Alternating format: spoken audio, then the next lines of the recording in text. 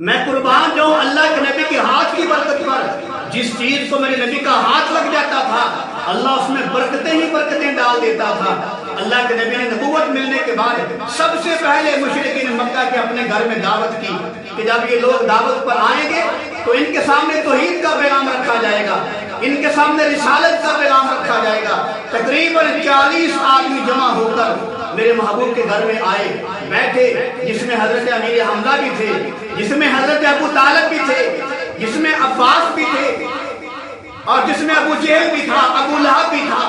پھر اللہ کے نبی نے حکم دیا، اے علی رضی اللہ تعالیٰ عنہ، فرمایا کہ ایک سا گندم لے کے آؤ، ایک پیالہ دودھ کا لے کے آؤ، ایک بکری کے گوشت کا حصہ لے کے آؤ۔ حضرت علی رضی اللہ تعالیٰ عنہ اٹھے، اللہ کے نبی کا جب حکم ہوا تو فوراً اٹھے۔ اس وقت حضرت علی رضی اللہ تعالیٰ عنہ شیر خدا حیدر کرار، ان کی عمر تقریباً 13 سال تھی۔ وہ ایک سا گندم کا بھی لے کے آئے، بکری کے گوشت کا ٹکڑا بھی لے کے آئے، دودھ کا پیالہ بھی لے کے آئے، اللہ کے نبی کے سامنے آ کر حاضر کر دیا۔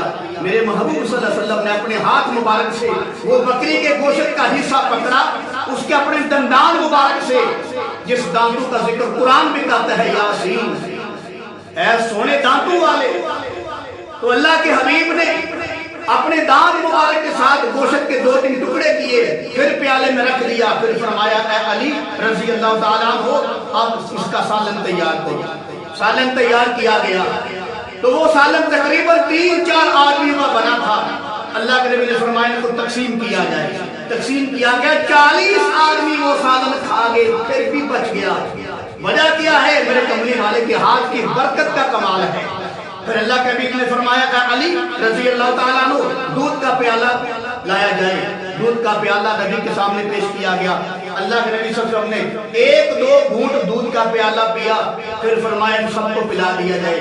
ایک پیالہ دودھ کا جس کو میرے کملی والے کا لعاب دہن لگ چکا تھا، جس کو میرے کملی والے کے ہونٹ مبارک لگ چکے تھے، جس کو میرے کملی والے کے چہرے مبارک کا عکس لگ چکا تھا، ایک دودھ کا پیالہ 40 آدمی پی گئے، دودھ پھر بھی بچ گیا، دودھ بھی بچ گیا، سالن بھی بچ گیا۔ اور وہ جو کم بدبخت بیٹھا ہوا تھا ابو لہب، وہ یہ کہہ کے کھڑا ہو گیا، جی آپ نے تو اس کھانے پر جادو کر دیا ہے۔ میں کہتا ہوں یہ قسمت کی بات ہے، گھر کے سامنے گھر ہے، در کے سامنے در ہے، نہیں مانا تو زندیق بن گیا۔ ابو بکر نے میرے کملی والے کو مانا تو صدیق بن گیا۔ تو میرے عزیز بھائی یہ قسمت کی بات ہوتی ہے۔ اس کو سلطان موسیٰ فرماتے ہیں، نال کو سنگی سنگ نہ کریے تے گل نو لاج نہ لائے، تم میں تربوز مول نہ ہو دے، پاویں توڑ مکے لے جائے،